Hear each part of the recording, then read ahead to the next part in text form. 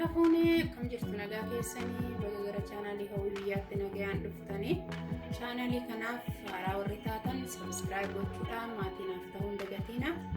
Maatii koo warri taatan immoo anaa dhufuu baga nagaan dhuftan isiniin jedheera.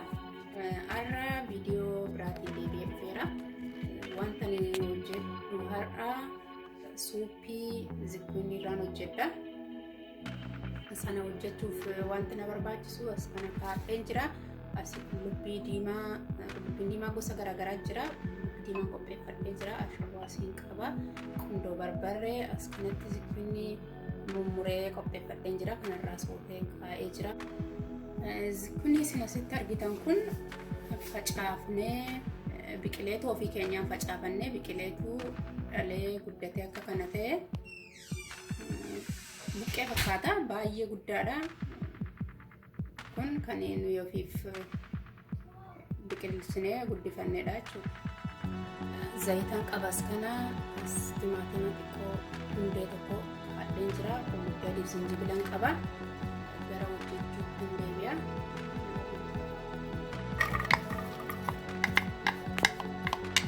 Istiirra kaa'eera shunkurtii tokko naqadheen jira.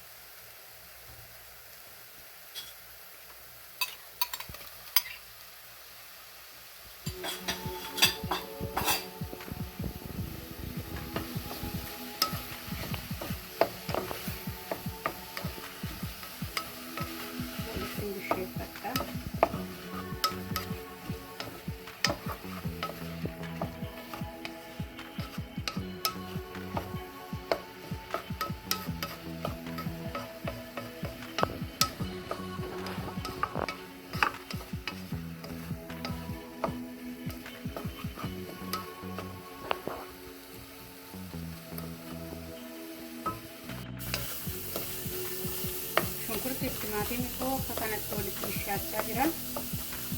Amma zayitii xiqqoo isheen itti dabaladha.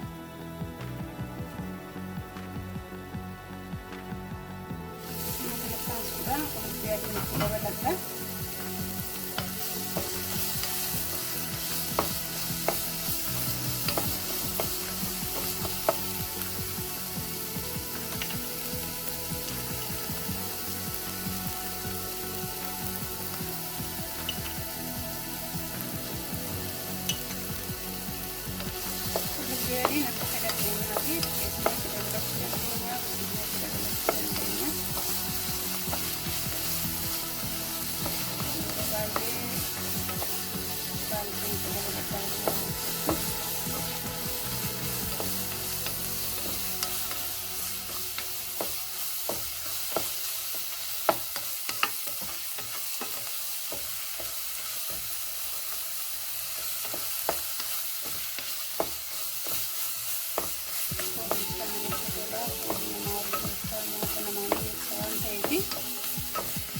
Dan kabul balik nasi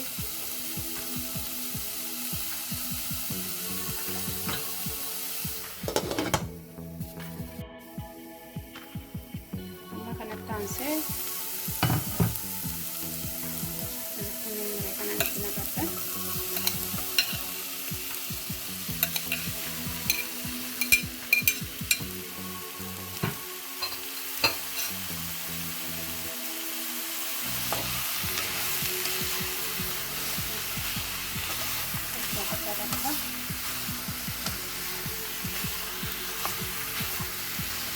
bishaan isa keessa qaba waan ta'eef xiqqoo keessaa bishaan itti qabsiisa. Amma bishaan itti dabalee ooma.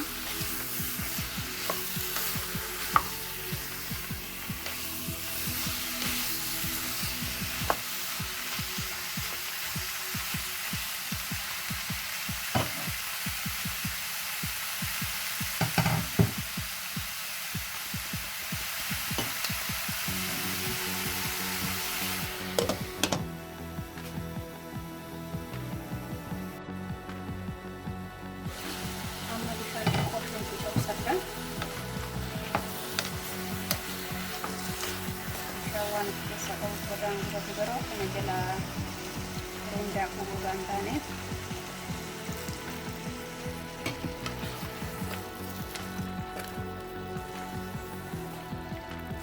kana kuusaa jechuudha. Ani qimaamii gosa baay'ee ittiin daballee qullubbii adii fi qullubbii barbaree qabatanii gargaarame. Qimaamii gosa garaagaraatti dabalachuun isin danda'ama rakkoon qabu. Akka kanatti foonii fadatu. Akka kana ta'eera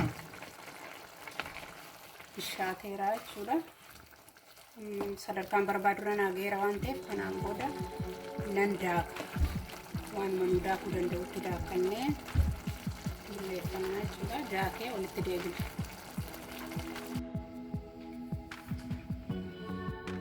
Akka kanatti daakee qopheeffadheera kunuuti.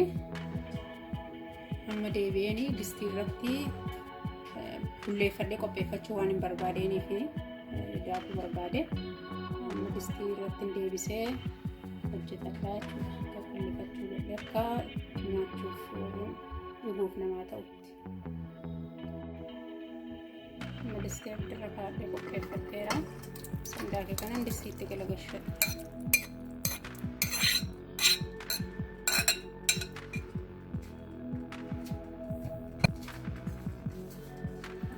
As keessatti sochoofadha. Xiqqoo ishee qallisuu na barbaachisa. Xiqqoo erga danfeen boodani bishaan itti dabala. Bishaan bulluqata.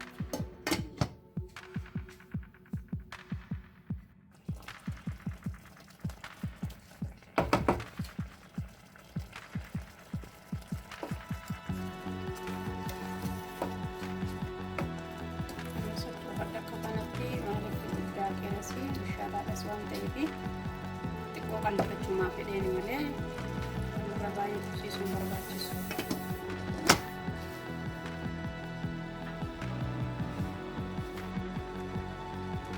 Bishaan xiqqoo itti dabaladha. Guddaadha waan ta'eef.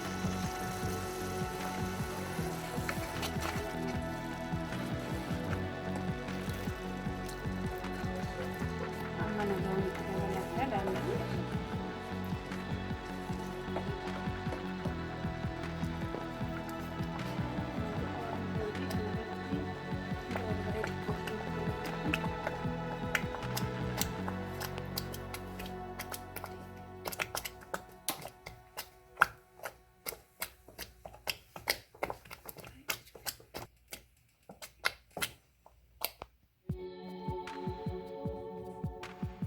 Barbaree xiqqoo itti dabaladha.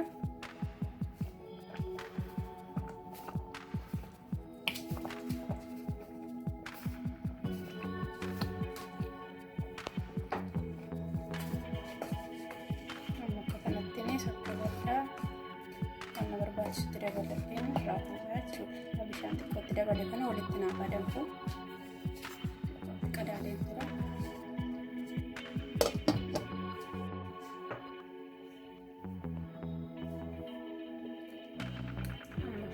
Dabalattaa salumaa fi shaboo karaa halluu kan geenye dabalataa ta'e akka qabu gara waachuu gaheera.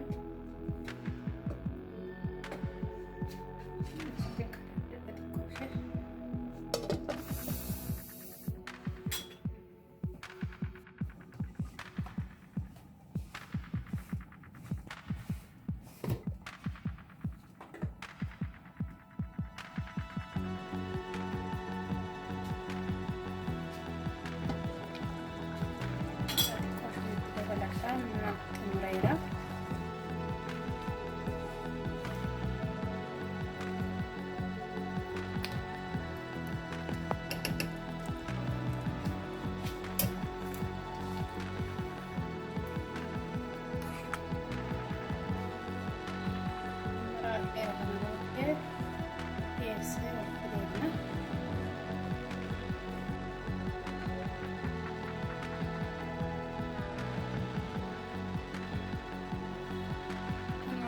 Suuqiin nama hojjedhee akkasuma qopheessee nyaata dhiyeessee jira. Kana fakkaata. Hojjechuuf illee waan baay'ee nama dhibuuti, salphaadha. Yoo isinitti tolee jiraate laayik, sheer, koomentii gochuun dagatiina. Turtiina waliin turtaniif hedduu galatoomaa. Torban kun torban nagaa isiniif haa ta'u. Viidiyoo biraatiin amma walitti deebinutti nagaan tura.